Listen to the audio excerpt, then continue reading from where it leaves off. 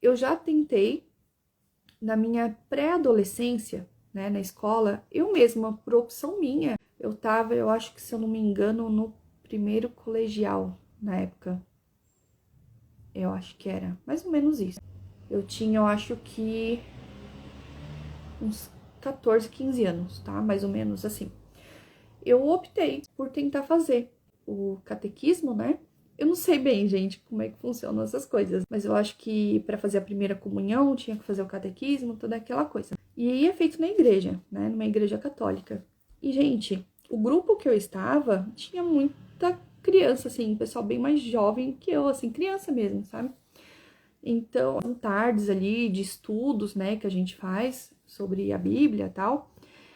E assim, gente, eu sempre fui uma pessoa, né, que muita gente pode me achar chata, mas porque assim, eu acredito uma coisa, se você tá numa religião, você está ali fazendo algo referente a uma religião, você tem que saber o que você tá seguindo, sabe? Você só vai ali, faz o que te mandam fazer e tá tudo certo? Não, aquilo tem que fazer sentido pra você.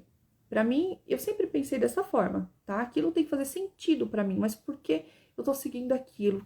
O que cada coisa que eu estou fazendo ali representa? E eu quero saber, né? Porque se trata de mim, eu que tô ali. E tinha uma coisa, gente, a pessoa que estava ensinando naquela época também era bem jovem, assim, era adolescente, e estava ensinando umas coisas ali na, acho que é catequese. Gente, eu não sei muito bem os nomes. É os estudos que a gente faz antes da primeira comunhão, né? Eu tava ali aprendendo algumas coisas, mas tudo eu questionava. Porque se eu tenho dúvida, eu vou perguntar, eu vou questionar. Eu sou assim até hoje. Ah, mas por que que tá aquilo? Por que que aconteceu aquilo? Por que que é usado tal coisa?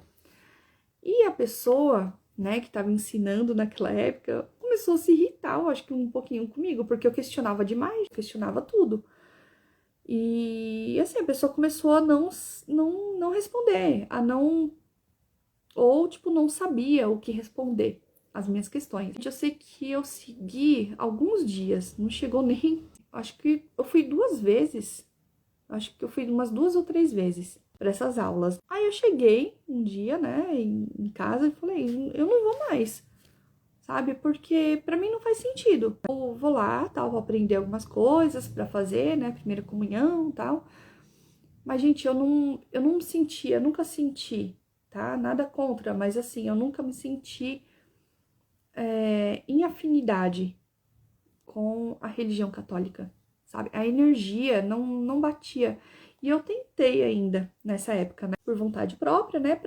Na verdade, eu fui mais, gente, para obter conhecimento mesmo, que eu queria entender um pouco mais sobre isso. Só que a pessoa que estava ali para ensinar, ela não sabia explicar. E eu comecei a me irritar com aquilo. E eu falei, bom, se eu estou num lugar, tô com dúvida e pergunto, e a pessoa não sabe me responder, eu não vou mais. Porque eu vou ali para aprender, só que a pessoa não sabe me responder. O que eu tô fazendo ali? Então, para mim, começou a não fazer sentido novamente. E eu não fui mais.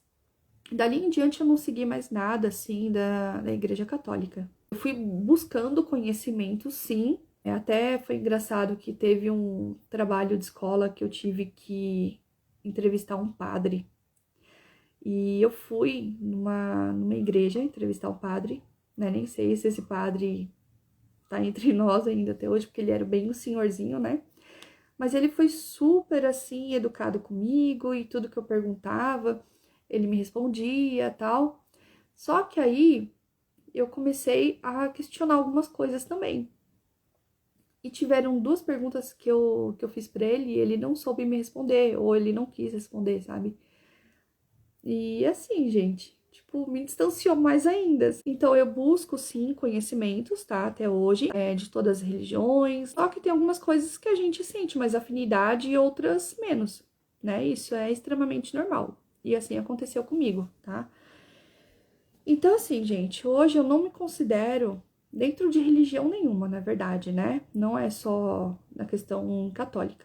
Eu tenho ligação, sim, com a Umbanda, que eu segui, pratiquei bastante tempo, e eu ainda cultuo de certa forma, eu ainda cuido, ainda tenho a ligação, gente, comunicação ali, durante meditação e de várias formas, com os guias espirituais, com os guardiões, com os orixás, enfim. eu ainda tenho ligação com eles, então não tem como eu virar as costas também, abandonar, é algo que toca no meu coração, que eu amo. Mas eu não me considero mais, assim, dentro propriamente de... Eu não posso falar assim, ai, que eu sou puramente umbandista hoje. Por quê? Eu continuo, sim, cuidando, porém eu não estou mais praticando. A partir do momento que eu não estou mais praticando, não é que eu me distanciei, não é a palavra certa, eu não tô sabendo encontrar a palavra certa, na verdade, né? Mas assim, eu não abandonei, mas eu apenas não estou indo praticar em terreiro nenhum mais, entendem? Então, hoje eu me considero espiritualista, universalista, né, que muita gente fala. E por quê, gente? Faz mais sentido pra mim, tá? Me sentir mais livre, liberta, pra mim buscar o sentido da vida, o sentido de várias coisas envolvendo a espiritualidade e a minha maneira, da maneira que eu acredito.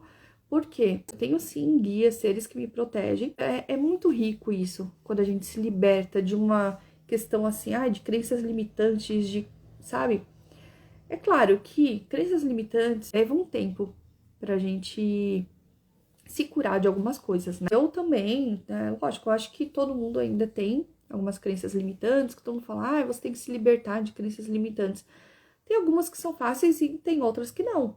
Então, de certa forma, a gente ainda vive em meio a crenças limitantes, né? Mas a gente sempre tá buscando a nossa melhor versão pra gente poder seguir em frente de uma maneira mais livre, mais harmônica, mais equilibrada, né? Ter os nossos caminhos abertos. Eu acho que é isso que todo mundo busca.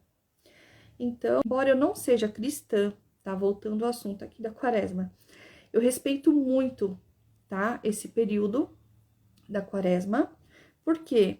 Por uma questão, gente. Eu costumo dizer que, por mais que você não pratique, você não acredita, você não leva muito em consideração para sua vida determinadas coisas, a gente tem que levar em consideração o quê?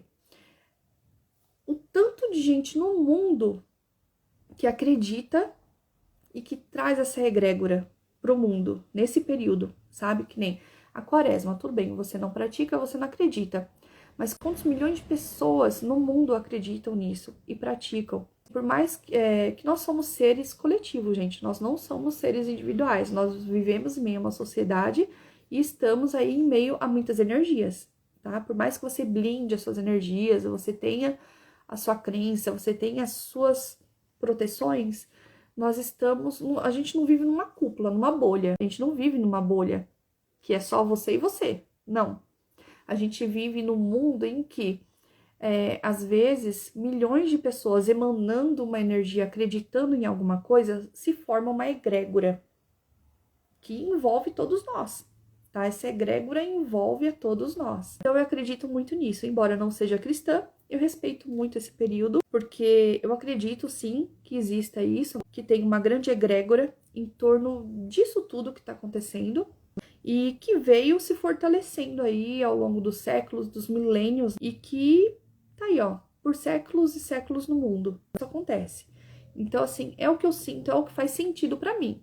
Não sei se faz sentido pra você, se você acredita, mas tá tudo certo. Como eu falei, cada um tem a sua vivência, cada um tem a sua experiência de vida.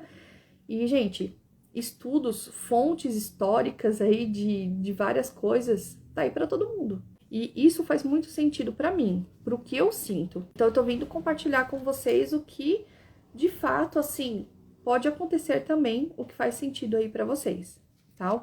A gente tem que levar em consideração o que faz sentido, o que a gente sente, o que tá dentro do nosso coração, sabe? Como que você recebe essas energias pra si. Porque às vezes eu tô falando de um tipo de energia, mas você também acredita em outras, e que tudo isso é muito grandioso. E as questões energéticas, é muito mágico tudo isso, é um mundo mágico. Como eu falei, nós não estamos numa bolha, a gente vive em meio a um todo, né? Nós somos parte do todo.